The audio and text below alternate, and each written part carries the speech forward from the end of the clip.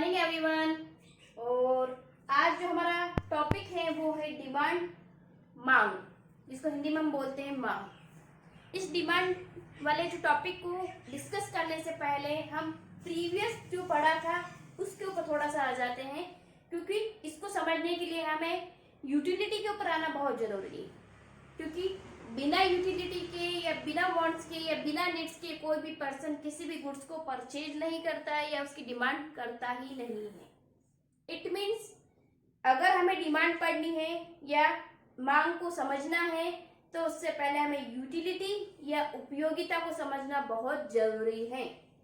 It means अगर मैं आपसे बात करूं कि मुझे किसी वस्तु की आवश्यकता है या मुझे किसी गुड्स की नीड्स है या वांट्स है, तो उसके लिए उसकी यूटिलिटी मेरे लिए होनी बहुत ज़रूरी है। इट मीन्स अगर मैं यूँ कहना चाहूँ कि मुझे भूख लग रही है या मुझे खाना चाहिए, इट मीन्स मेरी ज़रूरत जो भी है, मेरी वांट्स जो है, मेरी नीड जो है वो है खाना, और खाना खाऊंगी तो ही मेरा पेट भरेगा। इट मीन्स मेरी नीड्स और वांट्स जो है वो मेरी यूटिलिटी के साथ क्या कर रही है, कनेक्ट कर रही है। यूटिलिटी है तो डिमांड है। अगर उस गुड्स की या उस सर्विसेज की या उस कमोडिटी की हमारे लिए यूटिलिटी नहीं है तो डिमांड भी हम नहीं करेंगे। तो यहीं से हम शुरू करते हैं। आज का हमारा टॉपिक वो है डिमांड, जिसको हिंदी में हम बोलते हैं मांग। कि कोई भी पर्सन जो होता है किसी भी वस्तु की मांग क्यों करता है, या किसी भी कमोडिटी की या किसी भी गुड्स की या सर्विसेज की मांग क्यों करता है या उसकी डिमांड क्यों करता है। तो हमें ये ध्यान देना है कि कोई भी पर्सन अगर किसी गुड्स की डिमांड कर रहा है तो उसका सबसे बड़ा रीजन जो है वो है इसकी यूटिलिटी, उसकी उपयोगिता, जिसको वो कंज्यूम करके उसको क्या करेगा, अपनी सेटिस्फेक्शन को क्या करेगा, पूरा करेगा, अपनी वांट्स को फुलफिल करेगा, कंप्लीट करेगा। लेकिन अगर मैं डिमांड की बात करूं तो डिमांड सिर्फ यूटिलिटी से कनेक्ट करके हम उसको पढ़ ले, पॉसिबल ही नहीं है। क्योंकि इसको पढ़ने के लिए हमें सबसे मेन चीज जो होती है वो होती है इसके एलिमेंट, जिसको पढ़ना बहुत जरूरी होता है। और किसी भी डिमांड को बनाने के लिए या किसी भी मांग को बनाने के लिए उसके 5 एलिमेंट या 5 निर्धारक तत्व होते हैं। एलिमेंट को हम बोलते हैं निर्धारक तत्व। तो किसी भी डिमांड को बनाने के लिए 5 एलिमेंट बहुत इंपॉर्टेंट है। जब ये पांचों एलिमेंट कंबाइंड होते हैं तभी हम कह सकते हैं कि ये प्रॉपर डिमांड की डेफिनेशन बनाएगा। अदरवाइज वो प्रॉपर डिमांड की डेफिनेशन बनाएगा ही नहीं। और इकोनॉमिक्स में बिना एलिमेंट को कंबाइन किए हम डिमांड की डेफिनेशन नहीं दे सकते हैं। इट मीन्स अगर हमें इसे कंप्लीटली पढ़ना है, बहुत अच्छे से पढ़ना है, तो हमें इन 5 एलिमेंट को बहुत ध्यान से पढ़ना पड़ेगा। मैं पहले एलिमेंट की बात करती हूँ विद एग्जाम्पल। मैं पहले आपको एग्जाम्पल के साथ इनको समझा दूँ, उसके बाद हम शुरू करेंगे कि डिमांड की डेफिनेशन क्या बनेगी। अगर मैं कहूँ कि मान लेते हैं कि मुझे बहुत तेज भूख लग रही है और मुझे अभी खाना चाहिए। इट मीन्स अगर मुझे अपनी सेटिस्फेक्शन को पूरा करना है, अपनी वांट्स को फुलफिल करना है, तो मुझे खाना चाहिए, बिल्कुल चाहिए, तभी मैं वर्क कर पाऊंगी। अब खाना खाने के लिए सबसे पहली मेरी इच्छा भी होनी चाहिए कि हाँ मुझे खाना खाना है, क्योंकि मुझे अपना पेट भरना है। और पेट भरने के लिए मेरी सबसे पहली जो चीज़ थी वो थी मेरी डिज़ायर, मेरी इच्छा कि हाँ भाई मुझे खाना खाना है। तो इसका सबसे पहला एलिमेंट जो होता है वो होता है एक पर्सन की डिज़ायर। अगर पर्सन की डिज़ायर नहीं है उस वस्तु के लिए तो वो शायद उस वस्तु की डिमांड भी नहीं करेगा। और उसके लिए उसकी डिज़ायर है, डिज़ायर का मतलब होता है उसकी इच्छा होना। तो अगर पर्सन की डिज़ायर है इट मीन्स वो क्या करेगा, उस वस्तु को बाई कर लेगा, उस वस्तु को खरीद लेगा। तो सबसे पहली चीज़, अगर मुझे भूख लग रही है और मेरी इच्छा भी है मुझे खाना खाना है, इट मीन्स मैं उस फूड को परचेज कर लूंगी। तो सबसे पहली चीज जो थी वो थी मेरी डिजायर, मेरी इच्छा होनी बहुत जरूरी है। दूसरा जो होता है डिजायर के साथ दूसरा जो ऑप्शन होता है वो होता है एबिलिटी टू पे। मेरी एबिलिटी भी होनी चाहिए। मैंने इच्छा तो कर ली, हाँ भाई मुझे भूख लग रही है, मुझे खाना खाना है, मेरी इच्छा है मैं खाना खाऊंगा, लेकिन उसके लिए मेरे पास मनी नहीं है, पैसा नहीं है। तो क्या आप खाना खरीद सकते हो, क्या बाय कर सकते हो, क्या नहीं। इट मीन्स मेरे पास इतना पैसा होना चाहिए कि मैं इतना एबल हो जाऊं या इतना कैपेबल हो जाऊं कि उस फूड को या उस खाने को खरीद सकूं। तो दूसरी जो कंडीशन होती है वो होती है कि उसके लिए मनी होना बहुत जरूरी है। तीसरी, उस मनी को खर्च करने की क्षमता भी होनी चाहिए। इट मीन्स ऐसा नहीं है कि आपके पास पैसा भी है, आप खाना भी खाना चाहते हो, खरीदना भी चाहते हो, लेकिन आप सोच रहे हो कि नहीं यार पैसा खर्च नहीं करना है मेरे को। क्यों, जब आप पैसा ही खर्च नहीं करोगे तो क्या फूड आ तो नहीं जाएगा आपके पास? नहीं आ सकता है। इट मीन्स आपने डिजायर कर लिया, आपने इच्छा कर ली कि हाँ मुझे खाना खाना है, आपके पास पैसा भी है जेब में, लेकिन आप खर्च नहीं करना चाह रहे हो, आप उसको एक्सपेंड नहीं करना चाह रहे हो, उसके ऊपर खर्च नहीं बनाना चाह रहे हो, तो वो डिमांड बन ही नहीं सकती है। क्योंकि जब तक आप खर्च नहीं करोगे पैसे को, तब तक खाना सामने वाला आपको नहीं देगा। मान लेते हैं आप रेस्टोरेंट में चले गए, बैठ गए, इच्छा है डिलीशियस डिलीशियस खाना आपको खाना है, आपकी बड़ी अच्छी अंदर से आ रही थी कि नहीं भाई मुझे खाना है, आप चले गए, बैठ गए, जेब में पैसा भी है और जाके बैठ गए, लेकिन जब ऑर्डर देने वाला या लेने वाला आया तो आपने कहा कि भैया मैं तो पैसा पे नहीं करूंगा, मेरे को तो खाना दे दीजिए आप, तो वो आपको नहीं कहेगा, वो कहेगा महानुभाव प्लीज आप बाहर चले जाइए, या बिना पैसों के खाना नहीं मिलता है। इट मीन्स डिजायर हो गई, डिजायर को फुलफिल करने के लिए मनी हो गई, और तीसरा मनी को हमने खर्च करना भी देखा, क्योंकि अगर मनी अगर खर्च नहीं करेंगे तो शायद वो गुड्स हमें नहीं मिलेगी। फिर तीसरी चीज होती है कि आपकी विलिंगनेस भी हो गई, कि आप विलिंग हो कि भाई आप उस पैसे को खर्च कर दोगे। चौथा जो होता है वो होता है गिवन प्राइस। प्राइस जो गिवन उस वक्त मार्केट में होती है वो भी बहुत इंपॉर्टेंट होती है उस डिमांड को बनाने के लिए। अगर आपको मैं यूं कह दूं कि पर्टिकुलर जो गुड्स है या पर्टिकुलर जो कमोडिटी है उसकी मार्केट में रेट है 5 रुपए, मान लेते हैं पेंसिल की बात करते हैं, और पेंसिल की मार्केट में रेट है 5 रुपए। आपको भी पेंसिल की जरूरत है, एग्जाम में, इसलिए आपने डिजायर थी, आप गए मार्केट गए, जेब में पैसा भी है, और जाके शॉपकीपर से पूछा कि भैया जी पेंसिल दीजिए, भैया ने भी कहा हाँ जी अवेलेबल है मिल जाएगी, आपने भी कहा ठीक है भैया दे दीजिए, उसने पेंसिल ला के दे दी। फिर आपने पूछा भैया प्राइस कितनी, तो उसने कहा कि सर 6 रुपए। तो एकदम से आप कहोगे कि भैया 5 में ही तो मिल रही है, 6 कहाँ से ले रहे हो आप? इट मीन्स जो गिवन प्राइस है उसी के ऊपर हर पर्सन या हर कस्टमर या हर कंज्यूमर क्या करेगा, उसको खरीदना चाहेगा, उससे ज्यादा कीमत पर नहीं खरीदना चाहेगा। हाँ कम होगी तो खरीद लेगा, बट उससे ज्यादा कीमत पर तो नहीं खरीदेगा। इट मीन्स गिवन प्राइस जो होती है वो भी बहुत इंपॉर्टेंट होती है, क्योंकि उस गिवन प्राइस के ऊपर ही व्यक्ति क्या करेगा, डिमांड बनाएगा। और एक लास्ट जो होता है वो होता है गिवन टाइम ऑफ पीरियड। जब व्यक्ति को जिस टाइम ऑफ पीरियड में जरूरत होती है, अगर उस वक्त उसको वो अवेलेबल हो जाती है तो वो उस वस्तु की डिमांड कर लेता है, but given time of period में अगर वो अवेलेबल नहीं होती है तो फिर वो उसकी डिमांड नहीं कर पाएगा। जैसे मैं आपको कहूँ कि मान लेते हैं कि अभी बोर्ड एग्जाम है, आपके पास पेंसिल नहीं थी, आप नीचे आए, नीचे आके आपने देखा कि एक ही शॉप खुली है, उस शॉप पे गए, आपने कहा भैया पेंसिल चाहिए, उसने कहा कि भैया जी सॉरी आज तो पेंसिल नहीं मिल पाएगी, मैं आपको कल अवेलेबल करवा दूंगा। तो क्या आप कल तक वेट करोगे जबकि एग्जाम अभी है? नहीं, बिल्कुल नहीं। मैं भी यही कहना चाह रही हूँ कि ये जो गिवन टाइम ऑफ पीरियड जो है जिसमें आपको जरूरत होती है, और जब जरूरत होती है अगर उस वक्त अगर प्रोडक्ट या वो कमोडिटी या वो गुड्स अगर आपको अवेलेबल हो जाती है तो उस प्रोडक्ट की आप डिमांड कर लेते हो, उस गुड्स की आप डिमांड कर लेते हो, उस कमोडिटी की आप डिमांड कर लेते हो।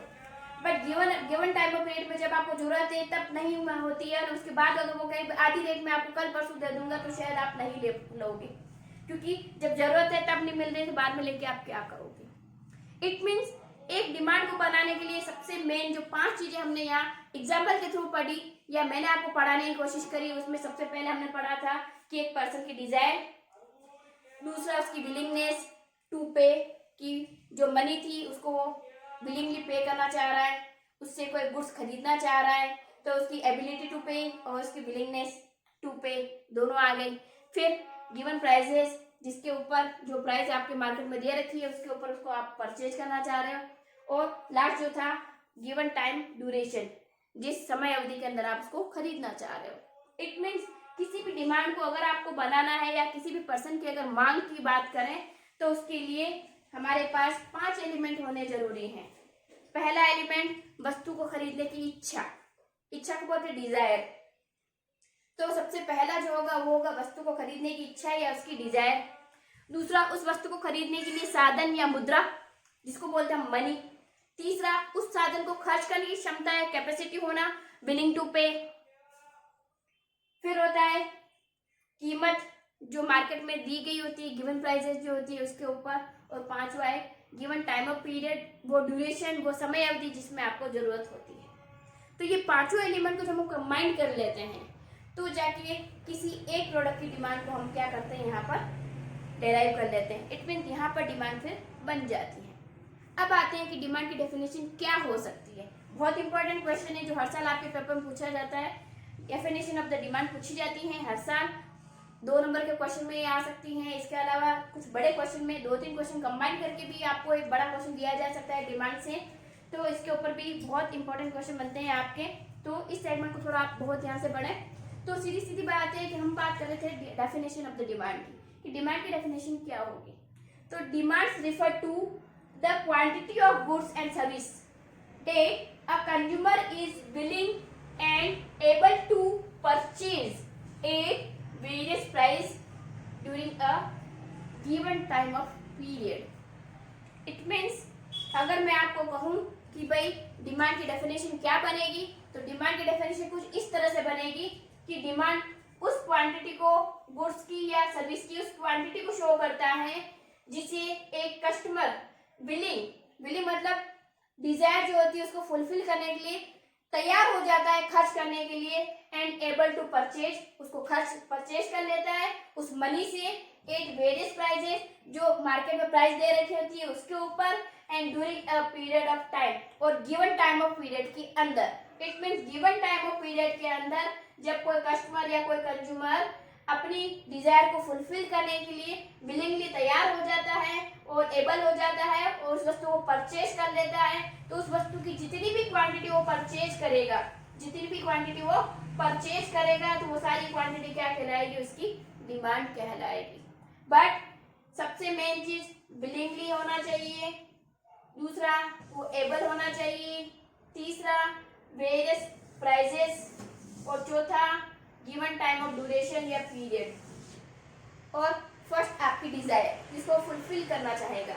तो ये पांचों एलिमेंट मिलकर क्या करते हैं, जब कंबाइंड हो जाते हैं तो एक पर्सन की डिमांड बन जाती है। इसको हिंदी में हम यूं कहेंगे कि किसी भी व्यक्ति की या किसी भी वस्तु की मांग से तात्पर्य किसी दी गई समय अवधि में विभिन्न कीमतों पर, किसी दी गई समय अवधि में विभिन्न कीमतों पर उपभोक्ता द्वारा वस्तुओं की मांगी जाने वाली मात्राओं को ही मांग कहा जाएगा। वापस सुन लीजिए, हिंदी में वापस बता रही हूँ आपको मैं। किसी उपभोक्ता द्वारा दी गई समय अवधि में विभिन्न कीमतों पर वस्तु की मांगी जाने वाली मात्रा ही मांग कहलाएगी। किसी उपभोक्ता द्वारा विभिन्न कीमतों पर दी गई समय अवधि में उपभोक्ता द्वारा वस्तु की मांगी जाने वाली मात्रा ही क्या कहलाएगी, मांग कहलाएगी। इंग्लिश में चलते हैं। Demand refers to the quantity of goods, demand refers to the quantity of goods and services that a customer is willing and able to purchase at various prices in given during a period of time। तो ये क्या कहलाएगी, हमारी demand कहलाएगी। फिर मैंने इसके main की एलिमेंट जो थे वो मैं नीचे लिख रखे हैं। सबसे पहले उसकी डिजायर होनी जरूरी है, तो first desire, second desire to buy, third ability to pay, fourth willing to pay, fifth given prices, and sixth given time of period या टाइम ड्यूरेशन। तो ये है इसके 5 मेन एलिमेंट। बुक में कितनी बार 3 ही दिए गए होते हैं क्योंकि 2 को इंक्लूड कर दिया जाता है, टाइम ड्यूरेशन और गिवन प्राइसेस को इंक्लूड कर दिया जाता है, उसको एक में ही डाल दिया जाता है। तो desire to buy, ability to pay, willing to pay, given prices और गिवन टाइम ऑफ ड्यूरेशन जो होता है, उन सबको अगर मिला लिया जाता है, उसके ऊपर को कस्टमर अगर किसी गुड्स की या किसी सर्विसेज की क्वांटिटी की अगर बात करता है तो वो क्या होती है, उसकी डिमांड कहलाती है। तो ये था हमारा डिमांड की भी डिमांड क्या होती है या डिमांड के एलिमेंट क्या हो सकते हैं। तो किसी पर्सन द्वारा गिवन टाइम ऑफ पीरियड पर वेरियस प्राइसेस के ऊपर जो गुड्स या सर्विसेज की जो क्वांटिटी खरीदी जाती है या परचेज की जाती है, जिसके लिए वो विलिंगली और एबली क्या होता है, परचेज करने के लिए तैयार हो जाए, तो उसी को हम क्या बोलते हैं, डिमांड बोलते हैं। अब बात करते हैं कि डिमांड के डिटरमिनेंट्स क्या क्या हो सकते हैं, कि डिटरमिनेंट्स ऑफ द डिमांड क्या होता है। लेकिन इसको शुरू करने से पहले मैं आपको डिमांड का सबसे मेन जो फैक्टर होता है जिससे कि डिमांड इफेक्ट करती है उसके बारे में बात करते हैं, क्योंकि हमें डिमांड लाइन या डिमांड कर्व के साथ उसको डिफाइन करना पड़ेगा। तो डिमांड जो होती है सबसे मेनली जो इफेक्ट करती है वो इफेक्ट करती है प्राइस के साथ, क्योंकि प्राइस ही एक ऐसा फैक्टर होता है जो डिमांड को इंक्रीज भी कर सकता है और डिमांड को डिक्रीज भी कर सकता है, डिमांड बढ़ा भी सकता है, डिमांड नहीं भी बना सकता है। इट मीन्स प्राइस फैक्टर सबसे मेन फैक्टर होता है जो डिमांड को क्या कर सकता है, बनाता भी है, नहीं भी बनाता है, या उसको इंक्रीज कर सकता है या उसको डिक्रीज कर सकता है। इट मीन्स कीमत ही एक ऐसा सबसे मेन की एलिमेंट होता है जो मांग को बढ़ाता भी है और मांग को घटाता भी है। कैसे, मैं आपको एग्जांपल के साथ यहाँ बताना चाह रही हूँ डायग्राम के साथ, फिर अपन चलेंगे इसका नेक्स्ट टॉपिक के ऊपर, डिटरमिनेंट्स ऑफ द डिमांड के ऊपर। तो पहले हम इसकी बात कर लेते हैं कि जो मेन की फैक्टर जो है प्राइस, वो उसको कैसे इफेक्ट करेगा। तो हम बात करें मेन की फैक्टर प्राइस की जो डिमांड पर इफेक्ट करता है। अब सबसे पहले हम जो बात कर रहे हैं कि प्राइस जो होती है वो डिमांड को कैसे इफेक्ट करती है, तो इसको समझाने के लिए मैं आपके लिए एक एग्जांपल ले आती हूँ। मान लेते हैं कि मैं यहाँ लिख लेती हूँ प्राइस ऑफ बनाना, और यहाँ मैं लिख लेती हूँ उसकी क्वांटिटी।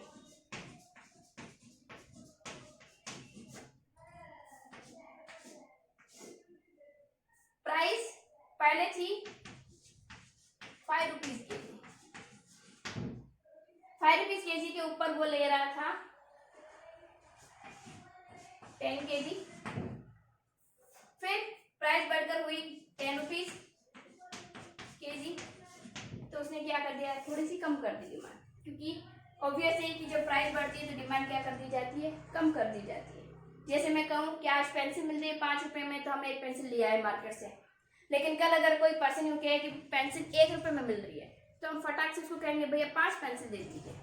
क्यों, क्योंकि हमने क्या देखा कि प्राइस जो थी वो एकदम से क्या हो गई, कम हो गई, और कम होते ही हमने उसकी डिमांड को क्या कर दिया, बढ़ा दिया। इसीलिए चाहे एक पेंसिल खरीदने गए थे, वहां पर हम क्या कर गए, 5 पेंसिल उठा के ले आए।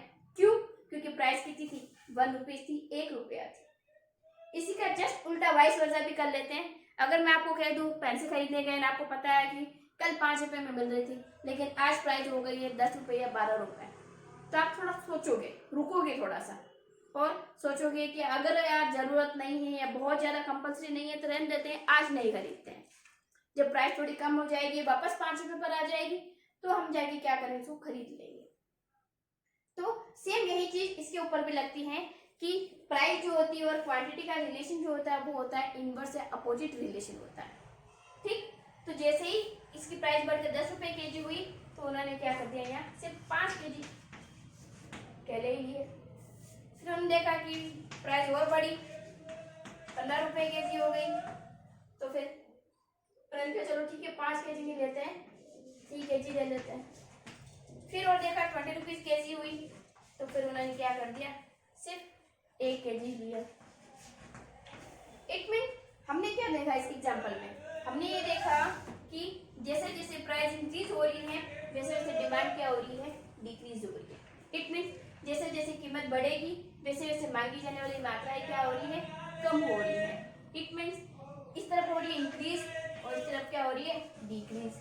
तो इंक्रीज के साथ जब डिक्रीज होता है तो उसको हम बोलते हैं अपोजिट रिलेशन, इनवर्स रिलेशन या नेगेटिव रिलेशन, और हिंदी में बोलते हैं विलोम संबंध या विपरीत संबंध या ऋणात्मक संबंध। इट मीन्स इनका जो रिलेशन होगा वो कैसा होगा, इनवर्स रिलेशन होगा, अपोजिट रिलेशन होगा या नेगेटिव रिलेशन होगा, जो ये बताता है कि अगर प्राइस बढ़ेगी तो डिमांड क्या हो जाएगी, कम हो जाएगी। और यदि मैं इसको उल्टा ले चलूं, 20 रुपए के जी के ऊपर डिमांड हो रही है 1 के जी, लेकिन जैसे 20 रुपए से प्राइस कम हुई, 15 रुपए के जी हुई, तो हमने डिमांड को क्या कर दिया, बढ़ा दिया। इट मीन्स अगर प्राइस कम होगी तो डिमांड क्या हो जाएगी, बढ़ जाएगी। तो यहाँ प्राइस कम हो रही है तो यहाँ डिमांड क्या हो रही है, बढ़ रही है। इट मीन रिलेशन कैसा, घटने के साथ बढ़ना और बढ़ने के साथ घटना, इंक्रीज के साथ डिक्रीज और डिक्रीज के साथ इंक्रीज हो रहा है। तो इस तरह की जब कंडीशन बनती है तो इस तरह का जो रिलेशन होता है वो होता है अपोजिट रिलेशन या इनवर्स रिलेशन या नेगेटिव रिलेशन, या हिंदी में अगर बात करें तो कीमत और मांग के बीच विपरीत संबंध होता है, या ऋणात्मक संबंध होता है, जो ये प्रदर्शित करता है कि अगर प्राइस बढ़ेगी तो डिमांड क्या हो जाएगी, कम हो जाएगी, और अगर प्राइस घटेगी तो डिमांड क्या हो जाएगी, बढ़ जाएगी। इट मीन्स रिलेशन कैसा, विपरीत रिलेशन है, संबंध जो है वो कैसा है, विपरीत संबंध है, अपोजिट रिलेशन है, नेगेटिव रिलेशन या इनवर्स रिलेशन, इनवर्स को भी हम बोल सकते हैं।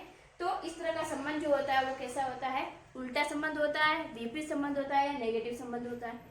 अब आते हैं इसके डायग्राम के ऊपर, क्योंकि बिना डायग्राम के इसको हम शो नहीं कर सकते हैं, तो डायग्राम के ऊपर बात करते हैं। तो डायग्राम बना लेते हैं। अब हमेशा ये याद रखना होता है हमें कि जब भी हम डिमांड के डायग्राम को शो करें तो हम उसके डिमांड के डायग्राम को दो तरह से शो कर सकते हैं, या तो हम उसको कर्व के रूप में शो कर सकते हैं और या फिर हम उसको लाइन के रूप में शो कर सकते हैं। लेकिन जब भी कर्व या लाइन बनाए तब हमें ये याद रखना है कि हमेशा OH एक्सिस के ऊपर क्वांटिटी ही ली जाएगी। ये फिक्स है कि OH एक्सिस के ऊपर जो भी गुड्स या कमोडिटी होती है इसकी क्वांटिटी ली जाती है,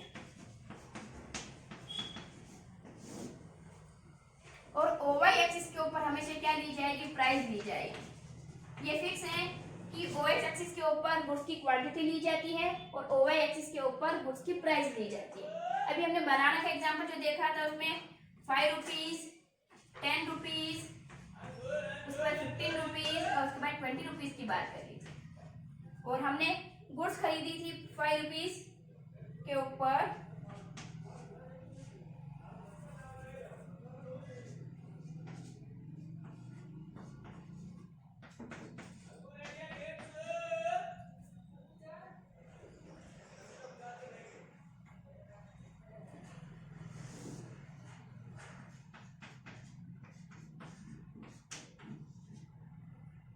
चलो बना लेते हैं। हम एक टेबल यहाँ से वापस बना लेके ड्रॉ कर लेते हैं। मान लेते हैं कि ये प्राइस है हमारी और ये है हमारी क्वांटिटी। जब 5 रुपीज प्राइस थी तो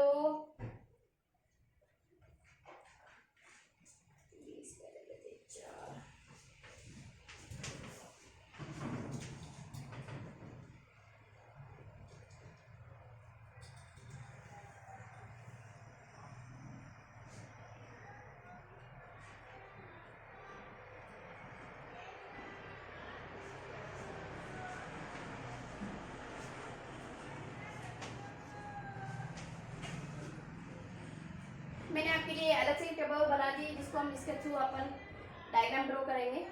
मैंने बनाई है प्राइस और क्वांटिटी टेबल बना दी है। प्राइस है 5 रुपीज, इसके ऊपर क्वांटिटी ली जा रही है 16। 5 रुपीज के ऊपर क्वांटिटी कितनी है, 16 है। तो हम इसको यहाँ से मिलाकर डॉट डाल देते हैं। उसके बाद प्राइस इंक्रीज हुई तो डिमांड क्या हो जाएगी, डिक्रीज हो जाएगी, 16 से 12 पर आ जाएगी।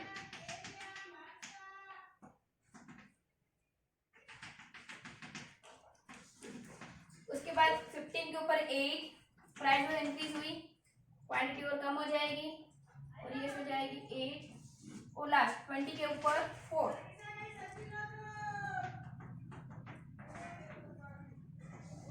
ये हमने इसके जो कंडीशन के रिगार्डिंग या टेबल के रिगार्डिंग जो पॉइंट्स थे उनको डिनोट कर दिया है। अब हम इनको ज्वाइन करते हैं। अगर हम इसको स्केल की सहायता से अगर स्ट्रेट ज्वाइन करते हैं इस तरह से,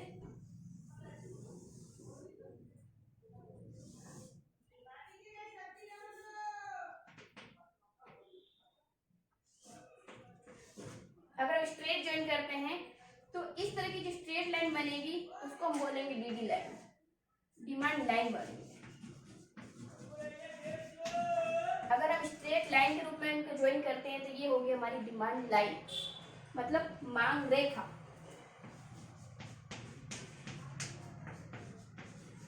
लेकिन अगर हम इसको इस तरह से ज्वाइन ना करके हम इस तरह से ज्वाइन करें इसको,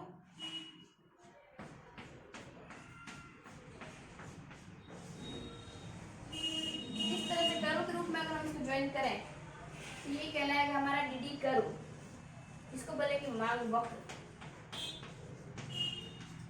तो अगर हम इसको सीधी लाइन के रूप में ज्वाइन करेंगे तो ये कहलाएगी हमारी डिमांड लाइन, और यदि हम इसको कर्व के रूप में इस तरह से अगर ज्वाइन करें तो वो कहलाएगा हमारा डिमांड कर्व या मांग वक्र कहलाएगा। और ये दोनों ही क्या बता रहे हैं, ये दोनों ही ये बता रहे हैं कि प्राइस और क्वांटिटी के बीच में, मतलब कीमत और मांग के बीच में कैसा रिलेशन होता है, इनवर्स रिलेशन होता है। नेगेटिव रिलेशन होता है, आप जो भी नाम देना चाहें, अपोज रिलेशन होता है, और हिंदी में बोलते हैं विलोम संबंध या ऋणात्मक संबंध।